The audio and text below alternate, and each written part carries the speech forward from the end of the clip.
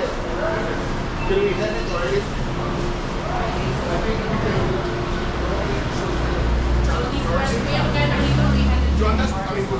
you want to clear the class?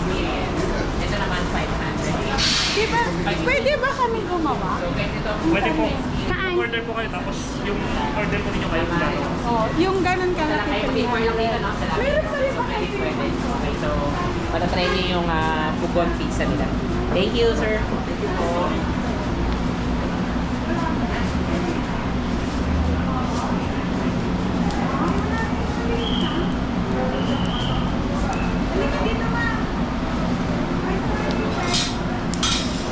Pwedeng pumasok? Pwedeng pumasok? Pwedeng pumasok?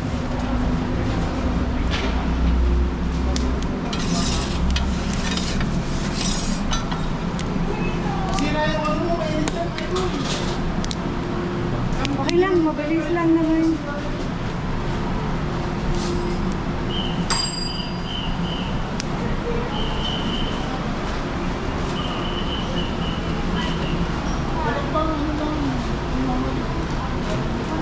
Ang ganda lang ano dito, meron silang view. Siya, madali lang.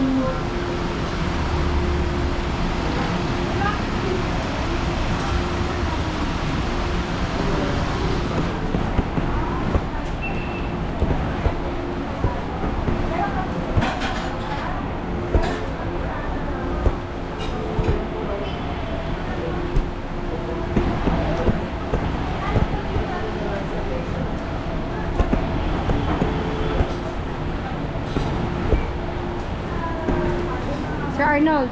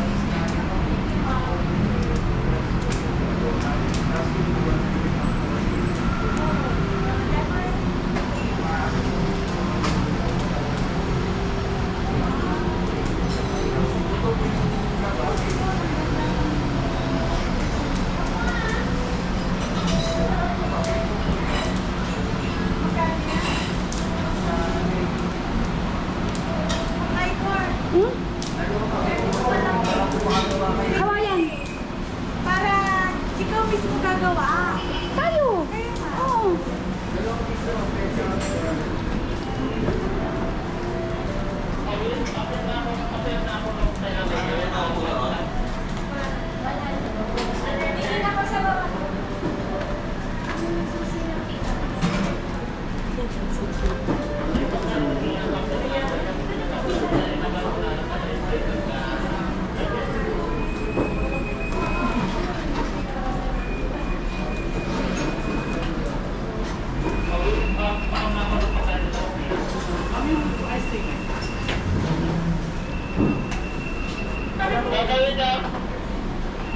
Lemma, sa gitna pa rin. Para kasi naman yan.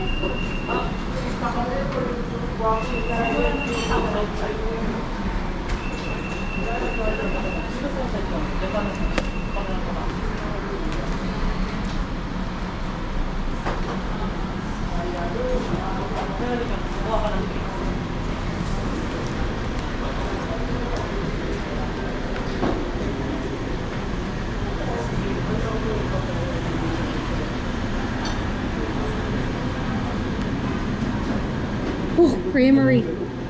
I love it.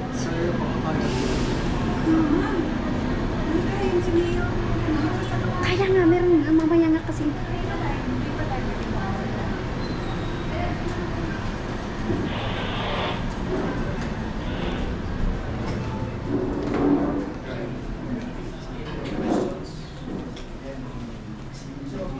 Feel free to ask the mayor anything. When it's his birthday, he's going to meet you again in Baguio.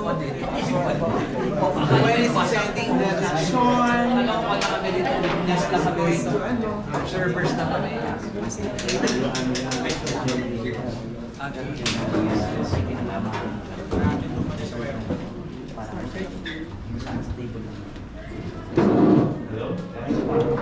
Hi, sir. I'm Leandro Magubat from Visor.ph, staff writer and also a bike leader. I'd like to know what plans does Baguio City have for active transport and mass transit? Okay, very good.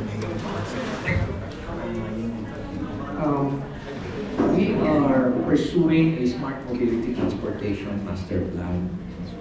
In fact, we're now in the process of negotiating with a big group, a conglomeration, for into smart mobility and transportation. What do you mean by smart mobility? Our biggest problem in the city of Baguio is traffic. And of course, we have also a big problem on efficiency of our public transport system. Not necessarily bus, but more on taxis and jeepneys. Now, for the past 6 months, we installed a proof of concept in the city of Baguio, starting in January until today. And for the first 4 months, we were able to gather data on a daily basis. It turned out that based on demographics of vehicles flying our road networks daily, it turned out that only 4% are actually buses and vans, public. 16% are motorcycles. Every day, every day. 60%. 16. 30% are private vehicles. And this is quite unraveling. 42% are taxis. And only 8%, which is jeepneys, comprise only 8% of the total number of vehicles that fly our road networks every day. Na dapat sana mas mataas yan. First thing that I did was to get in touch with LTFRB. What was the basis for the issuance of franchises for taxis? Because is it data-driven? Is it science-based? And they said, sir, we don't have a formal study. We base it on the population, which is not the right thing to do. It should be data-driven. Now, this system allows us to really determine and generate the right analytics for us to be able to come up with the right combination. Dapat yung taxes should be lower than jeepneys. Jeepneys dapat pinakamataas because of it's a mass transport system. So, ang sabi ko sa LTFRB is, henceforth, let us not avoid renewing franchises of terminated taxis. Instead, let us increase the franchises of jeepneys instead. But modernized jeepneys. In fact, we're bringing in 2 electric vehicles. Siguro darating na in the next 2 weeks or 3 weeks. Yan, ginagawa na lang yung design because we're changing the design of this electric vehicle, the jeepneys, 24 passenger capacity. Ilalagay namin yung big body design. So, Is it a minibus, boss? Minibus? some sort of a minibus. But more of a different design. Para nakikita niyo yung mga bagong modernized jeepney natin na beautiful Euro 6 rather. So, the smart mobility transportation has 5 components, and this will be undertaken by no less than STE Engineering of Singapore. STE is managing and implementing and designing the transportation, smart mobility transportation plan of Singapore. And in partnership with MPT, Metro Pacific Tollways, which owns NLEX. So nasa negotiation stage na kami, we should be okay. And hopefully we'll be able to finish everything by December. So that first quarter of next year, implementation na. So has 5 components. One is the artificial intelligence managed traffic system. Everything will be managed by artificial intelligence. Traffic lights, lahat, cameras will be installed all over Baguio City. Second is public transport management. Second, what you see if you go to Singapore, each of those public transport meron mga devices na nakalagay. Lahat ng malalagyan, pati jeepneys, pati taxi. Then parking management. So isa na lang ang parking management. So if you leave Manila, all you do is go over the apps, and then you can make your reservation. But of course, yung public transport, public parking management entails the construction of about 28 parking buildings, because we have to generate about 14,000, minimum 14,000 public parking slots in the city. Right now, based on our latest inventory, we only have 2,700 public parking slots in the entire city of Baguio. It's a huge problem. Baguio was only designed for 15,000 vehicles. And in fact, in terms of inhabitants, it was only designed for about 30,000 inhabitants. Now, our total population is already at 378.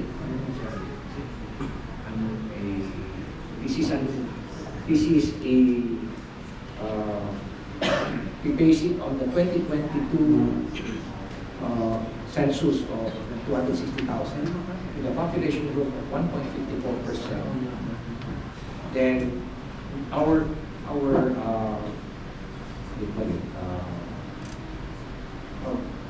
estimate for 2023 is to be about 378,000 inhabitants, residents, but our floating population is about 650,000. And the number of vehicles now in the city of registered in the city of Baguio is 56,000, 2022 LTO data. Out of the 56,000, 50,000 are actually motorcycles. So 41,000 vehicles registered in the city of Baguio, excluding the vehicles that will be brought in by visitors.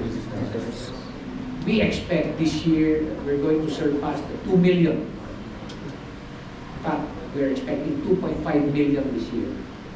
Last year was 1.7 million. Now 2.5 visitors, and that would translate to about 430 to about 450,000 vehicles cars every year. How do you deal with that? Every weekend, ito lang, nararamdaman na natin. So, smart mobility transport will help us address this problem. So, tatlo na yung binanggit ko, of course, law enforcement, and then road user na component mo. Meaning, at this particular time of the day, let us say, during rush hours in the morning, 1.5 hours, 1.5 hours in the evening, when you get into the central business district, you have to pay. Ang sisimple. Especially for tourists, so congestion fee tourists. Kailan magbayad na sila? You have to generate revenue, and then so that we be able to sustain yung project. And then, of course, yung ating intermodal transport terminal, wherein we will no longer allow buses to come into the city of Baguio, except, of course, yung existing kasi gawin yung terminal. But we're putting up a terminal in Marcos Highway, it's a 5-hectare terminal. So,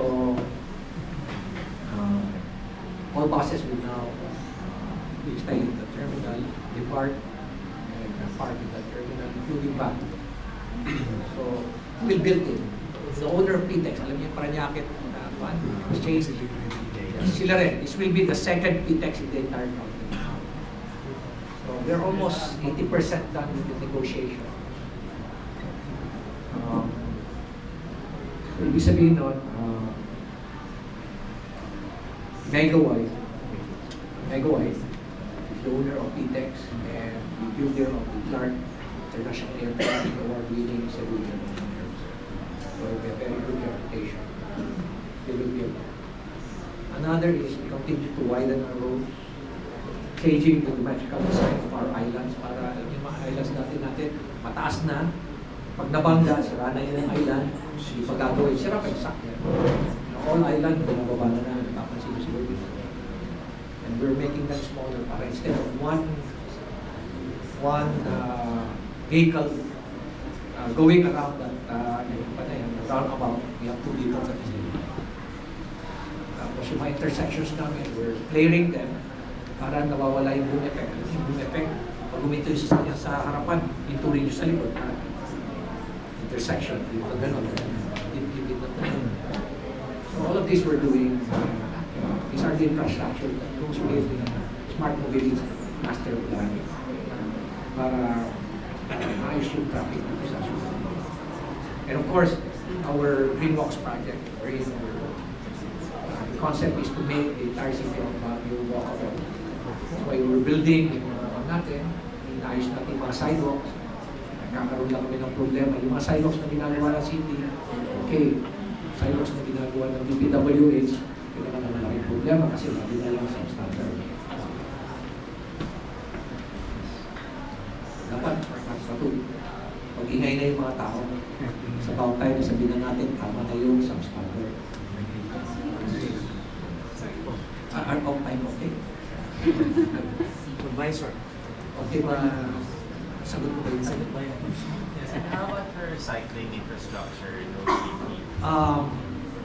Are you aware that we're the number 3 cycling capital in the entire county? We got the number 3, you are awarded number 3. And if you notice, we have road signs, signages, but it is because of the width of our roads, we cannot come up with a dedicated bicycle lane. So nakikita niyo siguro yung one natin, yung lanes natin, or road sharing. So every week, I lead a group of bikers, about 100 to 150. Every week, every Sunday, you see us. We go down Cannon Road, we go down Sablan, we go to Santo Tomas. Every week, rain or shine, every week. We have about total of about 400 plus bikers. So you see them in the entire city every weekend. But our group, we started with 18 in 2020, July 2020. Now we number about 350. Pero hindi ko na pwede pagsama-samahin ng 350 yan sa mga sabay. Away na namin yung mga motorista niya. Galit na kasi hindi maka-overtake. Pinag-iwalay man. The group, our group, those who go with me every Sunday, we around 100 to 150. Let us say we go, every time we go up to Santo Tomas, mahabot kami ng mga tao. Sir, nag-viral, bumalik ulit yung ghost ng Luwakan. Kasi medyo madilim daw. Sir, paano natin maiilawan yung buong yung ating mga streets at para wala ng mga ghost na ganyan sa Luwakan doon? Ipapakita ko sa inyo. This is how it looks, how Baguio looks like.